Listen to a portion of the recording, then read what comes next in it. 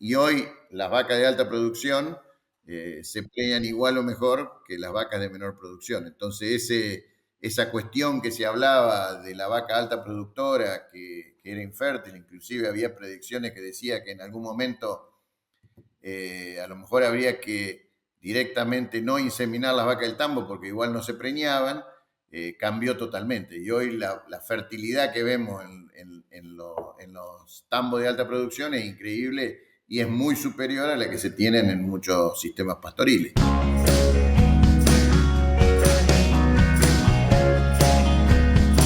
Buenas tardes, mi nombre es Mauro Venturini. Buenas tardes nuevamente y bienvenidos a este episodio de CarneCast para continuar charlando con el doctor Gabriel Bo sobre biotecnologías reproductivas.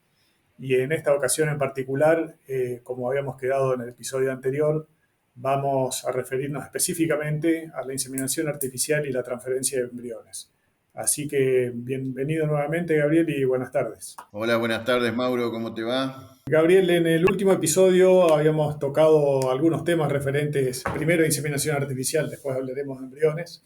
Eh, Me gustaría, como lo hiciste en varias oportunidades y en tus clases, comentar brevemente cuál fue la evolución que tuvo la tecnología de la inseminación artificial y los más grandes avances en los últimos tiempos con las modificaciones que tuvieron los protocolos y las diferentes posibilidades de elección de tecnologías en cuanto a la congelación de semen también, ¿no? Porque hubo avances importantes en ese aspecto. Bien, vamos primero por la parte de la hembra y después vamos por la parte del macho. En el tema de la hembra, creo que la década del 90 o el final del siglo pasado, para decirlo de alguna manera, fue el que dio el puntapié para todo lo que se desarrolló a partir del año 2000. Eso permitió que pudiéramos conocer fehacientemente cómo podíamos manipular el ciclo estral y conseguir que la vaca ovulara en un momento preciso y que eso nos permitiera aplicar masivamente una técnica que ya tenía 50 años, pero que tenía poca aplicación en ganado de carne principalmente, que era la inseminación artificial. Eh, en general, en el mundo existen hoy dos tipos de protocolos que se desarrollaron más o menos al mismo tiempo. Uno de los protocolos son los protocolos asociados al uso de la GnRH y la prostaglandina, que se le llama protocolo OPSINCH, cuya primera publicación data del año 95, pero que por Milo Wilvan y Richard Persley, pero que se la venía trabajando desde hacía unos 5 o 6 años en varios laboratorios, y el laboratorio donde vos estás trabajando, el de la Universidad de Florida, con el doctor Bill Thatcher, fue muy importante para el desarrollo de este protocolo también. Hay que reconocerle también a Bill toda esa aplicación, ¿no? Y después fue lo que empezamos a desarrollar en Canadá como un protocolo para sincronizar el desarrollo folicular para superovulación, que era el uso de estradiol y progesterona. El primer experimento lo hicimos con Roger Pearson, que él venía de la Universidad de Wisconsin de hacer su doctorado con Ginter, y fue él el que me enseñó a hacer ecografía y después la perfeccioné con Greg Adams. El primer experimento de estradiol y progesterona lo hicimos en el año 88 y la primera publicación como abstract fue en mi primer congreso de la IETS, que fue en San Diego, California, en el año 1989. Y bueno, y de ahí se fue evolucionando. Empezamos a desarrollar los protocolos, todavía no teníamos un protocolo de tiempo fijo, pero después llegaron a Canadá otros dos argentinos, Marcelo Martínez y Marcos Colazo, que siguieron con la línea de trabajo y nosotros seguimos al mismo tiempo acá en Argentina. Mariana Casia fue mi estudiante de doctorado que me ayudó en esas épocas y empezamos a desarrollar los protocolos. En ese tiempo también, como decía anteriormente, la industria vio que los protocolos podían ser interesantes y empezamos a trabajar con en mi caso con el laboratorio Sintex, a través de la amistad que tenía con Ignacio Viladorna, que en realidad no la tenía, sino que lo conocí a través de esto, y que, bueno, y tenía dos estudiantes de posgrado, eh, uno de ellos, Lucas Cutaya y Dolores Moreno, uno de ellos Lucas, que después terminó yéndose a trabajar para Sintex y hoy está de gerente de Sintex. Junto con ellos y con otros, también con otros laboratorios que vieron esa tecnología, se empezaron a aplicar los protocolos. Empezamos a demostrar que aplicando estos protocolos de inseminación a tiempo fijo, se podía conseguir preñar las vacas. Lo primero que había que superar era la idea general de que si no detectaba celo no podía inseminar la vaca. Entonces, cuando pudimos demostrar esto, y un gran avance de eso fue la posibilidad de utilizar la gonadotrofina coriónica equina por el tema que tenemos nosotros de la anestro posparto, entonces nos permitió empezar a tener buenos resultados. Y después fue, de alguna manera, la tarea de empezar a convencer. Yo me acuerdo que en una reunión que se hizo en Brasil, Pietro Baruselli, que es un gran amigo mío y también un gran difusor de esta tecnología, también muy reconocido, él hablaba de la tecnología de inseminación a tiempo fijo y había otra persona, que no la voy a mencionar por una cuestión solo para contar la historia, que decía que él estaba loco, que nosotros estábamos locos, que nunca se iba a poder aplicar esto.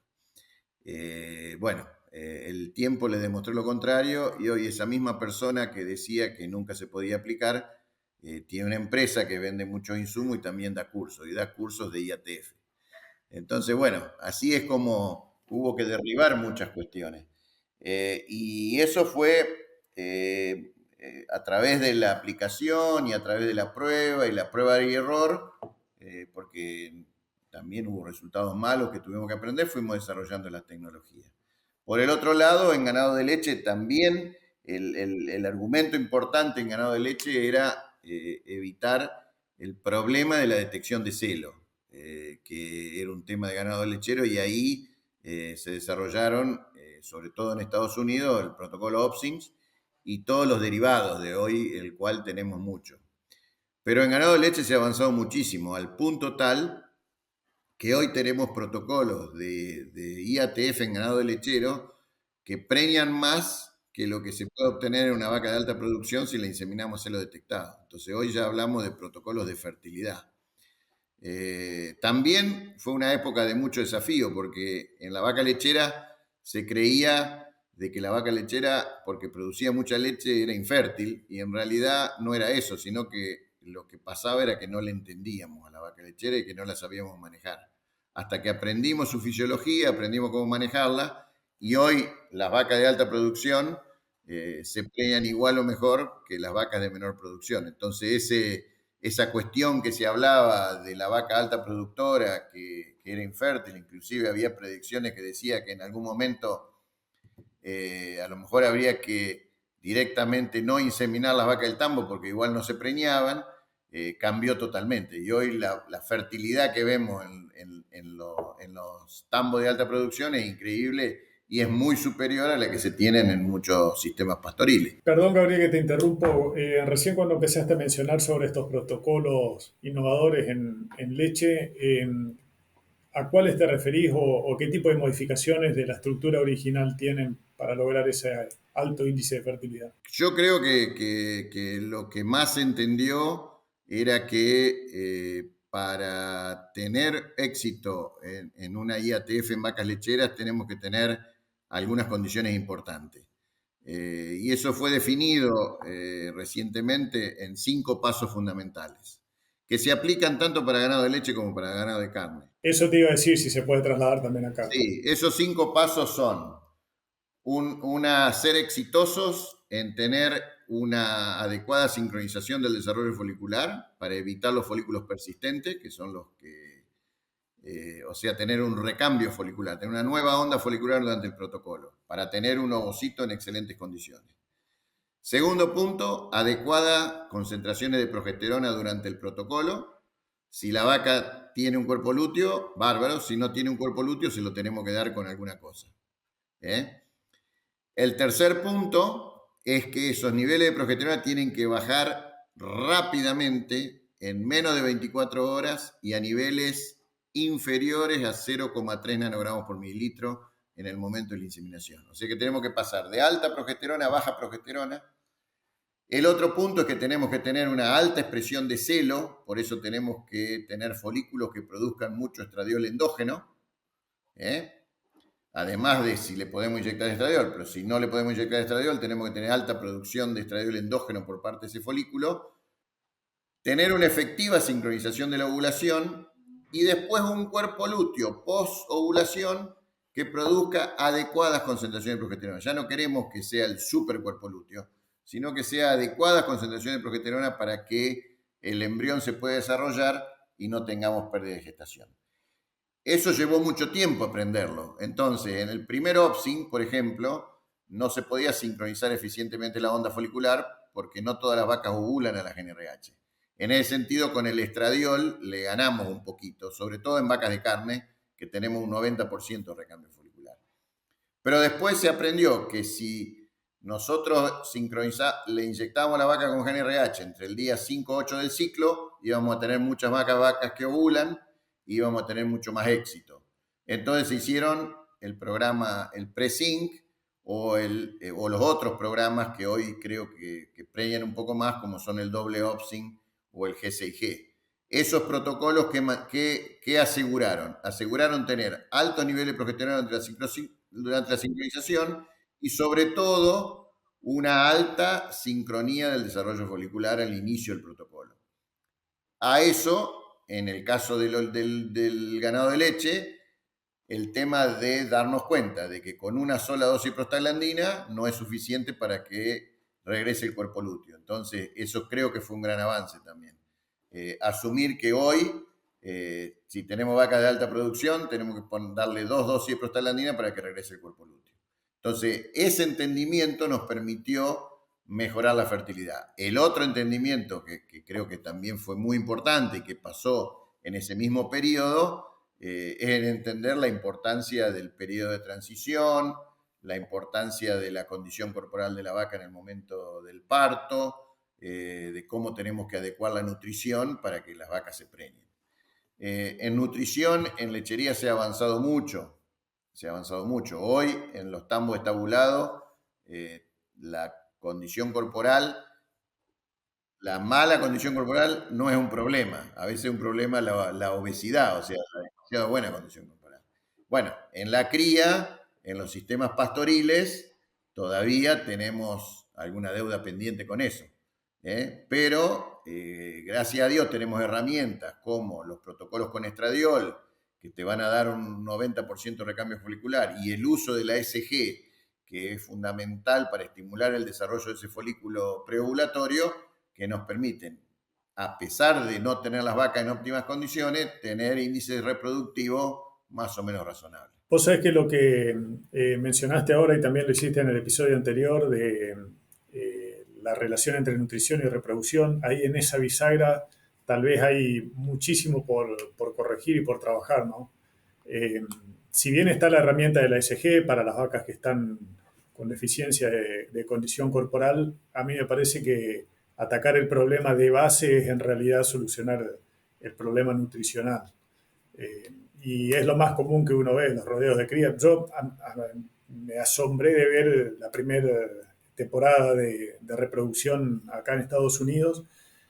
La cantidad de vacas que se preñan, no se puede usar estradiol y vacas con 35 días, 40 días posparto preñadas, pero claro, ninguna está en mala condición corporal y después hay una presión de selección por fertilidad muy alta también. Entonces eso explica por qué tienen semejantes índices de preñez sin poder utilizar el estradiol. Tal vez en Argentina y en los países vecinos también, solucionando ese problema, se pueda mejorar mucho. Por eso me parece importante que lo hayas mencionado, porque comparto la idea de que es una bisagra ahí sobre la que hay que trabajar. Sí, hay que convencerse de que la condición corporal al parto te va a determinar el éxito de la época reproductiva.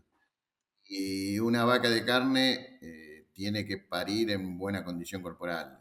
Si es la escala del 1 al 9, tiene que parir en 6 o un poquito mejor. Si es la escala del 1 al 5, en 3,5. Pero a eso tenemos que apuntarle. Yo me acuerdo mucho una cosa que me dijo Rubén Mapletov, que es mi mentor y mi profesor, cuando vino a la Argentina por primera vez. Vino en el año 90, en el mes de julio, y fuimos a un campo que vos lo conocés, al norte de Córdoba, y él me dijo que cuando él vio lo que tenían para comer las vacas, que era nada, porque julio en el norte de Córdoba lo único que tenés palo, que él me dijo una cosa que nunca se me borró, y me dijo, las vacas en Argentina comen pasto en la primavera y el verano y comen carne en el invierno, porque se comen a ellas mismas. Y eso no puede suceder. Y hoy sabemos que el hecho de que una vaca en gestación pierda peso no solo te afecta la reproducción, sino que te afecta el peso al destete de los terneros que van a parir, porque es ahí cuando se desarrollan las fibras musculares, cuando se desarrolla la calidad de carcasa y todo ese tipo de cosas. Entonces, tenemos que aprender a eso. Él me dijo también otra cosa, en Canadá la tenemos fácil, porque en Canadá sabemos que tenemos 7 meses de nieve y entonces le tenemos que dar de comer a las vacas. Si no, las vacas no sobreviven. Primero, si no tienen una cobertura de grasa, no pueden resistir los menos 35 grados de frío. Y después, bueno, al estar en condiciones estabuladas, si bien están afuera, pero están estabuladas y comiendo rollo y alguna ración que se les da, hacen que las vacas paran en buena condición. Y creo que ese es ahora donde tenemos que apuntarle más. Y hay sistemas que se pueden hacer y que funcionan bien, y creo que también va a cambiar. Otro tema que creo, Mauro, también que va a ir cambiando en la Argentina, lógicamente va a ir cambiando si mejoramos el medio ambiente político de la Argentina en cuanto al negocio de la carne, es el tema de que ya el ganadero tradicional, lo que nosotros llamamos muchas veces el cosechador de terneros, que no era necesariamente una persona que se basaba en la inversión, sino que lo que quería era gastar lo menos posible para cosechar terneros. Está cambiando porque, bueno, las generaciones van cambiando y hoy los hijos de muchos de esos ganaderos son profesionales, fueron a la universidad y, bueno, entienden la cosa un poco diferente. Entonces, creo que tenemos que mejorar. Otra cosa que por ahí se hace uso y abuso, pero generalmente hay un desconocimiento muy grande, es el tema de los minerales traza, de los minerales, que eso creo que en la Argentina tenemos una deuda pendiente grande con respecto a otros países. Y no países tan lejanos, uno va a Brasil o va a otros países, qué sé yo, donde la gente se preocupa por la suplementación mineral. Lógicamente, Brasil tiene una condición de que tiene una deficiencia muy grande de fósforo y si no le da fósforo a la vaca nunca se preña. Pero en Argentina también tenemos deficiencia de fósforo. Es decir, no tenemos, y si lo tenemos lo desconozco, pero no tenemos un plano fehaciente de qué deficiencias minerales tenemos en todas las regiones. Sabemos que en la cuenca del Salado hay deficiencia de cobre. Sabemos que en general en los campos bajos en Argentina tenemos deficiencia de cobre, que en los campos del norte, que son más lavados, tenemos también deficiencia de fósforo. Bueno, si vos le preguntás a cualquier productor qué suplementación mineral le da, la gran mayoría te va a decir nada. Y eso es un error nuestro. Y por ahí, bueno, también hay mucha oferta y mucha venta de productos que, como decía un colega nuestro, era, ¿y vos qué querés hacer? ¿Enriquecer la orina? Bueno, pero la verdad es que también tenemos que seguir avanzando sobre eso, porque eso también influye en los parámetros reproductivos. Es decir, un tema que está relacionado es que no hay tantos lugares donde podemos ir a ver el tema de minerales traza o eso. Yo estuve viendo algunos trabajos hechos en Estados Unidos donde le hacen biopsia de hígado a las vacas para ver el tema de los minerales traza. Y bueno, bueno, por eso. Vos pensá en la Argentina, yo no creo que haya un lugar que se pueda hacer. No sé si en La Plata lo hace o no, la verdad que tendría que preguntarle a... Justamente la semana pasada hicimos un episodio con Guillermo Mattioli, estábamos hablando de esos temas y quedamos en grabar otro más cuando empezamos a hablar de la relación de los minerales con la reproducción. No, y recién decía referencia a que acá se están haciendo biopsias de hígado y no solo de hígado, también se toman de otros tejidos, muestras para ver los niveles de minerales. Porque también ahí, que esto todavía no lo hablé con Guillermo, pero lo vamos a tratar seguramente, nos faltaría afinar un poco el conocimiento de qué tipo de muestras y de qué tipo de tejidos tenemos que muestrear para ver cómo está el nivel de minerales, porque mucha gente cree que con una muestra de sangre solucionas todo. Y si mal no recuerdo, el cobre es uno de ellos que no es suficiente con una muestrita de sangre. Por lo menos eso es lo que aprendí. La ventaja que yo tengo es que me invitan a dar charlas en muchos lugares y entonces aprendo de las charlas de los otros, ¿no? Porque uno siempre aprende. Y bueno, me despaché no hace mucho de todo el tema este de justamente el cobre, creo que el cobre, el selenio, hay varios minerales que es mucho más eficiente detectarlos por las reservas que hay a nivel hepático. Y bueno, vos decís hacer una biopsia de hígado y la gente piensa que es un mundo y en realidad no es tan complicado hacerlo. Por supuesto no se lo va a hacer a todas las vacas y hay muchos minerales, como vos decís, que con una muestra de sangre no tenés ningún, realmente no te sirve para nada. Eh, y bueno, eh, son cosas que hay que que hay que ir aprendiendo. Creo que hay, yo creo que tenemos otro desafío también, que es un problema que lo estoy viendo, que va a existir en la Argentina si no lo agarramos a tiempo, que es el problema de la mala educación que tenemos en el medio rural, sobre todo con el personal que tenemos en el campo. Eh, no te digo de analfabetismo, pero en algunos casos creo que no estamos muy lejos. Y creo que eso sí es un deber que tenemos con la Argentina. Lamentablemente la educación en la Argentina también viene en decadencia y bueno, ni hablar de la educación rural. Entonces también es importante mejorar en ese sentido, porque para masificar todas estas biotecnologías, vos necesitas de esa parte técnica intermedia que es importante. Lógicamente todo esto viene asociado a estímulos y el único estímulo que hay son los Washington sonrientes, ¿no? Que hoy están tan caros.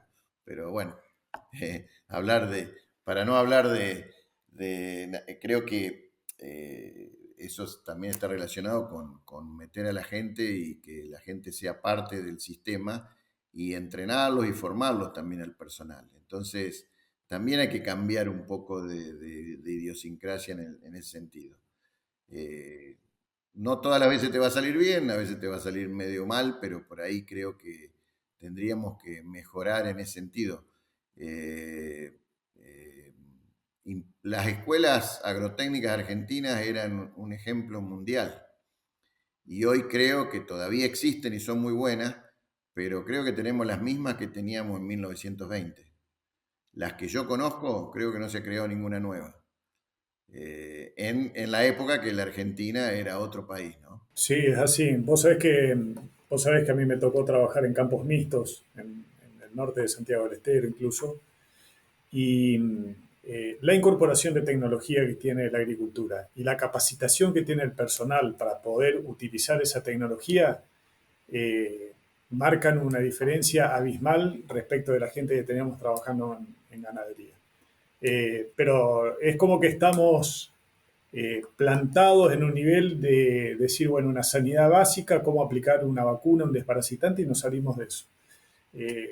lo que vos decís es muy cierto, porque si no uno no, o sea, las tecnologías están disponibles, se desarrollan cosas nuevas, increíbles cada día, pero si no tenemos a la gente capacitada para poder aplicarlas, el solo hecho de pensar la tecnología que tiene en un frasco una vacuna, qué sé yo, que está hecha con cierta ingeniería genética, lo que quieras llamarle, y que después no se respete la cadena de frío por desconocimiento, te da una idea de cuánto se desperdicia el potencial de lo que ha logrado la ciencia, ¿no? Así que es un tema fundamental eso. La verdad que es un punto muy álgido y ojalá que se pueda solucionar. Yo creo que hay instituciones, no sé, INTA, IPCBA, que han empezado a trabajar con cursos de peón rural y, bueno, ese tipo de denominaciones que le dieron.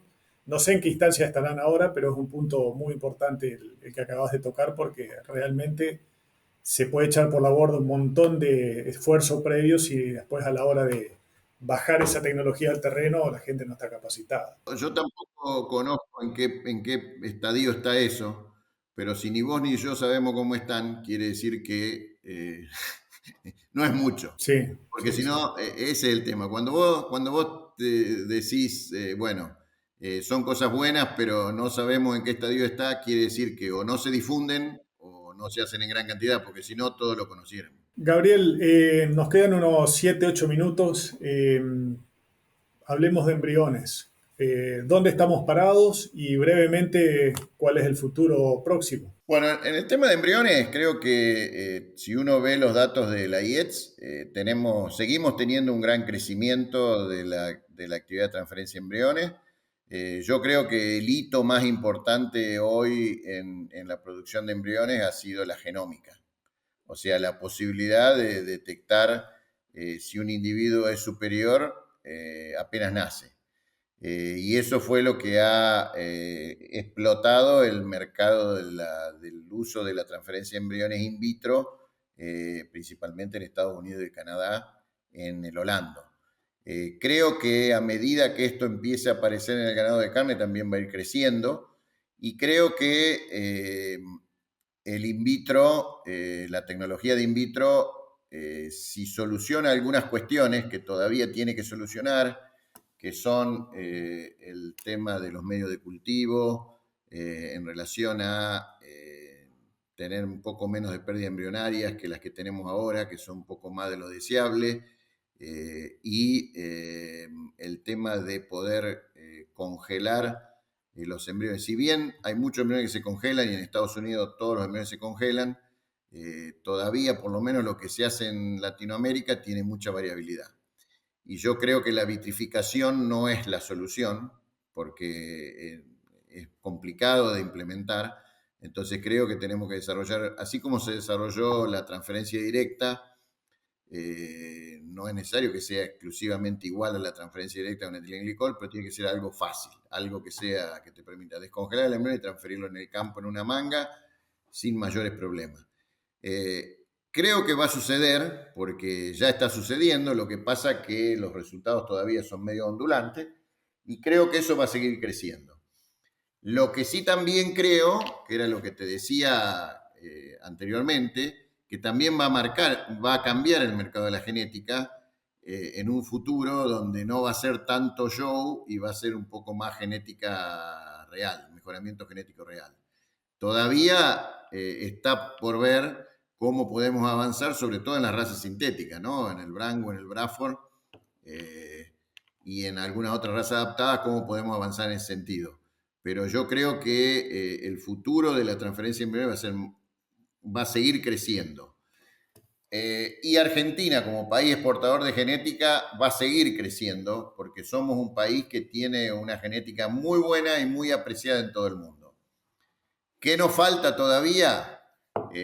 Bueno, lo que nos falta todavía es publicitar más nuestra genética y tener un servicio que ayude a los productores y a los veterinarios a poder exportar embriones eficientemente. No puede ser que uno tenga que estar 2 años para poder exportar un termo de embriones.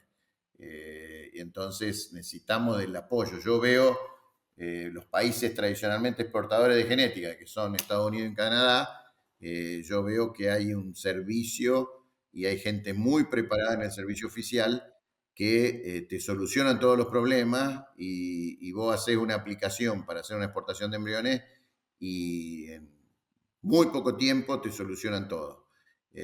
Y acá parece que todos los días falta un papelito, todos los días hay una traba, y es causa de, bueno, de la burocracia, ¿no? De la burocracia y la ineficiencia. Y del desconocimiento, Gabriel. Y del conocimiento, eso también, porque, bueno, por ahí se hacen cosas que y no hay gente que realmente sepa. Entonces, el tema de la descentralización del SENASA, que puede haber sido muy bueno en muchos sentidos, pero en algunos sentidos no fue tan bueno, ¿no?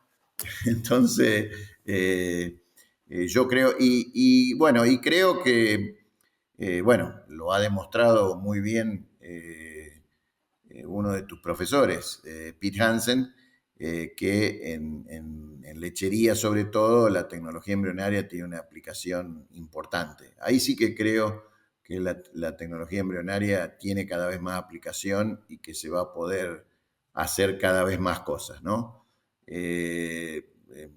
Sobre todo. Pero creo que también en ganado de carne vamos a ver más embriones y más intercambio mundial. Yo creo que ya hoy, eh, salvo por cuestiones de corrupción, que las hay, es una estupidez comercializar animales en pie. Hablando de genética, ¿no? Después uno puede discutir el tema de la exportación de novillos en pie a Asia y demás, que es otro negocio. Pero en el tema de genética creo que las ventajas que tiene un embrión son mucho más grandes.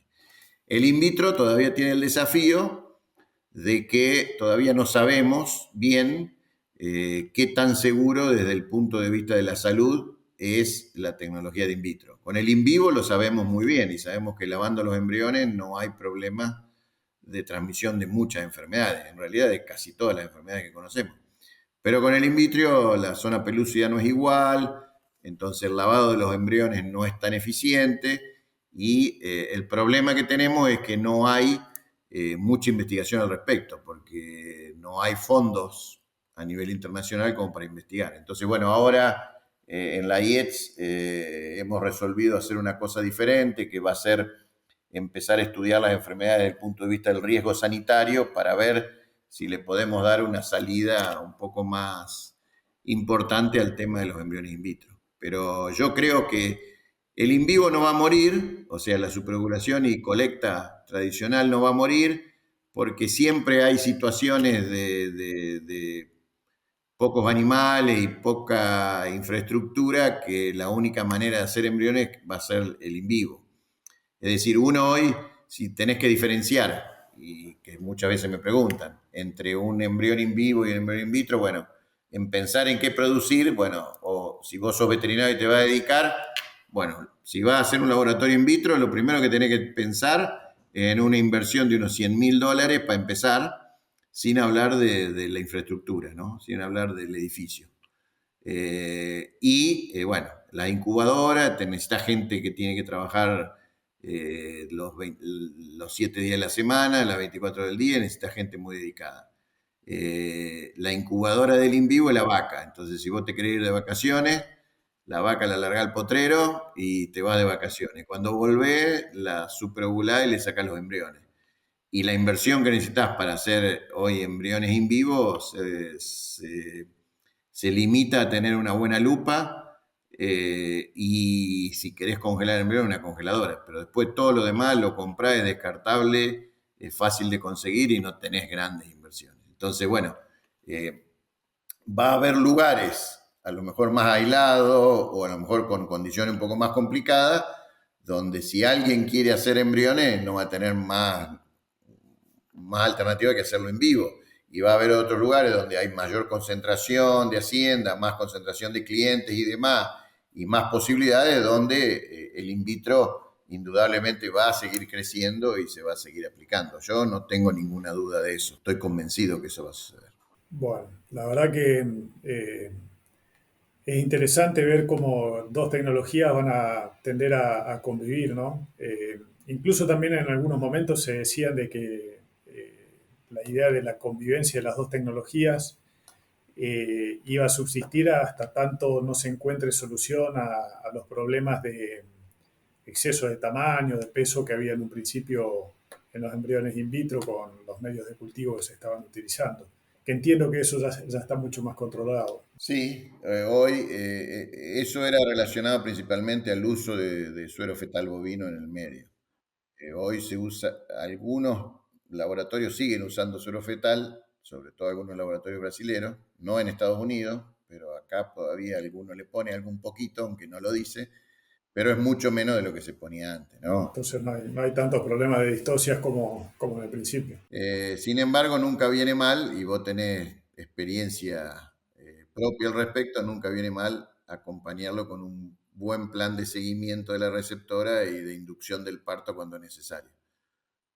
Porque si se te pasan los días de gestación, por cada día que se te pasa, es un cuarto a medio kilo de ternero que aumenta. Entonces, eso hay que tenerlo en cuenta. Entonces, es también un tema que tenemos que aprender los veterinarios que hacemos embriones, que no se tiene que acotar el servicio en la preñez de 60 a 90 días, sino que hay que hacer un acompañamiento, y es lo que hablamos antes, formar a la gente, porque es muy feo para un productor que tengo, sobre todo para un productor nuevo, que tiene muchas ilusiones en un programa in vitro y después se le mueren los terneros al nacer por mal manejo del parto. Y hoy tenemos herramientas, hoy tenemos hasta calostro artificial que podemos utilizar, que hoy está disponible y que te permite salvar un ternero rápidamente, manejar bien el tema del parto. Sí, es muy fácil con la inducción del parto y teniendo calostro incluso congelado, si no tienen posibilidad de comprarlo al artificial, se puede manejar en un grupo de receptoras en un rango de 48 a 72 horas todos los partos, sin ningún problema. Gabriel, la verdad que apasionante todos los temas que estuvimos hablando. Lamentablemente eh, se nos fueron los minutos. Yo te quiero agradecer mucho por tu tiempo. Fue un placer nuevamente encontrarnos después de habernos visto en el exterior hace ya unos meses. Ojalá nos podamos ver personalmente en algún lugar pronto. Y lo que te quiero pedir es si querés mencionar cuál es la página web del Irak para que aquellos que estén interesados en todos estos tipos de temas puedan acceder a través de internet y se puedan interiorizar un poco más. Bueno, les voy a dar la página de internet y les voy a hacer dos invitaciones, que creo que vale la pena. La primera, la página web de internet es www.irakbiogen, con B larga y con G.com. Esa es la página web de Irak. Y quería invitarlos al próximo Simposio Internacional de Reproducción Animal, que va a ser el 14, 15 y 16 de agosto del 2024 en el Centro de Convenciones de Córdoba, que es un lugar muy lindo. Está ahí en la zona del estadio de fútbol del Mario Kempes.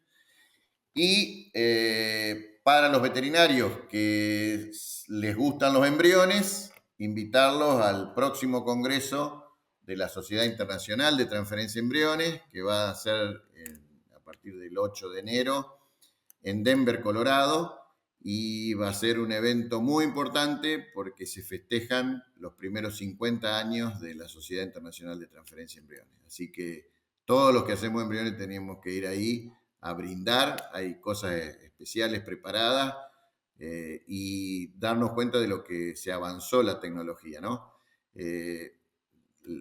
La tecnología de la transferencia de embriones comenzó a desarrollarse a partir de la creación de la IETS en el año 74, y se hace este congreso en Denver, Colorado, porque los primeros congresos de la IETS se hacían también en Denver, que es el lugar donde se hace la exposición de ganado de carne más importante de Estados Unidos. Así que esas eran las dos invitaciones que quería hacerles. ¿eh? Eh, Así que, Mauro, creo que en la IETS nos vamos a ver. Espero que sí, y tal vez coincida. ¿Cuándo es el simposio del Irak? ¿En agosto dijiste? 14, 15 y 16 de agosto. Bueno, vamos a ver, tal vez tenga tenga la posibilidad, terminados los qualifiers, tenga más libertad de movimiento, así que puede ser que también esté por allá. Bueno, Gabriel, un placer nuevamente, muchísimas gracias por tu tiempo y quedamos en contacto. Bueno, muchísimas gracias y un abrazo. Gracias, hasta luego.